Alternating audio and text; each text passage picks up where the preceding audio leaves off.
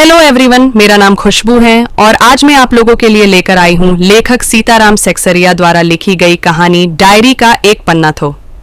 दोस्तों, शुरू करने से पहले अगर आप मेरे चैनल पर नए हो तो प्लीज मेरे चैनल को लाइक, शेयर एंड सब्सक्राइब करना। चलिए शुरू करते हैं। प्रस्तुत पाठ के लेखक सीताराम सेक्सरिया आजादी की इच्छा रखने वाले महान इंसानों में से एक थे। वह दिन प्रतिदिन जो भी देखते थे, सुनते थे और महसूस करते थे उसे अपनी एक निजी डायरी में लिखते रहते थे। इस पाठ में उनकी डायरी का 26 जनवरी 1931 का लेखा जोखा है, जो उन्होंने खुद अपनी डायरी में लिखा था। लेखक कहते हैं कि 26 जनवरी 1931 का दिन हमेशा याद रखा जाने वाला दिन है। 26 जनवरी 1930 के ही दिन पहली बार सारे हिंदुस्तान में स्वतंत्रता दिवस मनाया गया था और 26 जनवरी 1931 को भी फिर से वही दोहराया जाना था, जिसके लिए बहुत सी तैयारियां पहले से ही की जा चुकी थीं। सिर्फ इस दिन को मनाने के प्रचार में ही 2000 रुपये खर्च हुए थे। सभी मकानों पर भारत का राष्ट्रीय झंडा फहरा रहा था और बहुत से मकान तो इस तरह सजाए गए थे जैसे उन्हें स्वतंत्रता मिल गई हो। कलकत्ते के लगभग सभी भागों में झंडे लगाए गए थे। पुलिस अपनी पूरी ताकत के साथ पूरे शहर में पहरे लिए घूम घूम कर प्रदर्शन कर रही थी। जाने कितनी गाड़ियां शहर भर में घुमाई जा रही थी। घुड़सवारों का भी प्रबंध किया गया था। स्मारक के नीचे जहां शाम को सभा होने वाली थी, उस जगह को तो सुबह के 6 बजे से ही पुलिस ने बड़ी संख्या में आकर घेर कर रखा था। इतना सब कुछ होने के बावजूद भी कई जगह पर तो सुबह ही लोगों ने झंडे फहरा दिए थे। तारा सुंदरी पार्क में बड़ा बाजार कांग्रेस कमेटी के युद्ध मंत्री हरिश्चंद्र सिंह झंडा फहराने गए, परंतु वे पार्क के अंदर ही ना जा सके। वहां पर भी काफी मारपीट हुई और 2-4 आदमियों के सर फट गए। मारवाड़ी बालिका विद्यालय की लड़कियों ने अपने विद्यालय में झंडा फहराने का समारोह मनाया। वहां पर जानकी देवी, मदालसा बजाज, नारायण आदि स्वयंसेवी भी आ गए थे। उन्होंने लड़कियों को उत्सव का मतलब समझाया। 2-3 बजे पुलिस कई आदमियों को पकड़ कर ले गई, जिनमें मुख्य कार्यकर्ता पूर्णोदास और पुरुषोत्तम राय थे।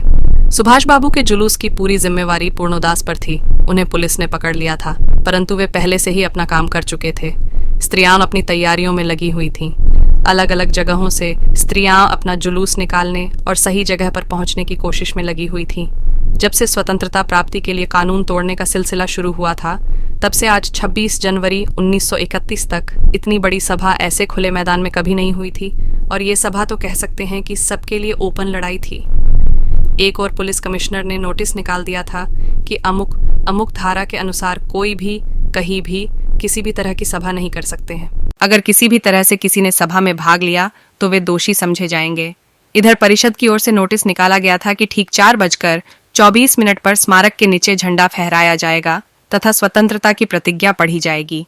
सभी लोगों को उपस्थित रहने के लिए कहा गया था। ठीक 4:10 पर सुभाष बाबू अपना जुलूस लेकर मैदान की ओर निकले। जब वे लोग मैदान के मोड़ पर पहुंचे तो पुलिस ने उनको रोकने के लिए लाठियां चलाना शुरू कर दिया। बहुत से लोग घायल हो गए। सुभाष बाबू पर भी लाठियां पड़ी, परंतु फिर भी सुभाष बाबू बहुत जोर से वंदे मातरम बोलते जा रहे थे। इस तरफ इस तरह का माहौल था और दूसरी तरफ स्मारक के नीचे सीढ़ियों पर स्त्रियां झंडा फहरा रही थीं और स्वतंत्रता की प्रतिज्ञा पढ़ रही थीं। स्त्रियां बहुत अधिक संख्या में आई हुई थीं। सुभाष बाबू को भी पकड़ लिया गया और गाड़ी में बैठाकर लाल बाजार लॉकअप में भेज दिया गया। कुछ देर बाद ही स्त्रियां वहां से जनसमूह बनाकर आगे बढ़ने लगीं। उनके साथ बहुत बड़ी भीड़ भी इकट्ठी हो गई। पुलिस बीच बीच में लाठियां चलना शुरू कर देती थी। इस बार भीड़ ज्यादा थी तो आदमी भी ज्यादा जख्मी हुए। धर्मतल्ले के मोड़ पर आते आते जुलूस टूट गया और लगभग 50 से 60 स्त्रियां वहीं मोड़ पर बैठ गई। उन स्त्रियों को लाल बाजार ले जाया गया और भी कई आदमियों को गिरफ्तार किया गया। मदालसा, जो जानकी देवी और जमनालाल बजाज की पुत्री थी, उसे भी गिरफ्तार किया गया था। उसे बाद में मालूम हुआ कि उसको थाने में भी मारा गया था। सब मिलकर 105 स्त्रियों को गिरफ्तार किया गया था। बाद में रात 9 बजे सबको छोड़ दिया गया था। कलकत्ता में इससे पहले इतनी स्त्रियों को एक साथ कभी गिरफ्तार नहीं किया गया था। डॉक्टर दासगुप्ता उनकी देखरेख कर रहे थे और उनके फोटो खिंचवा रहे थे।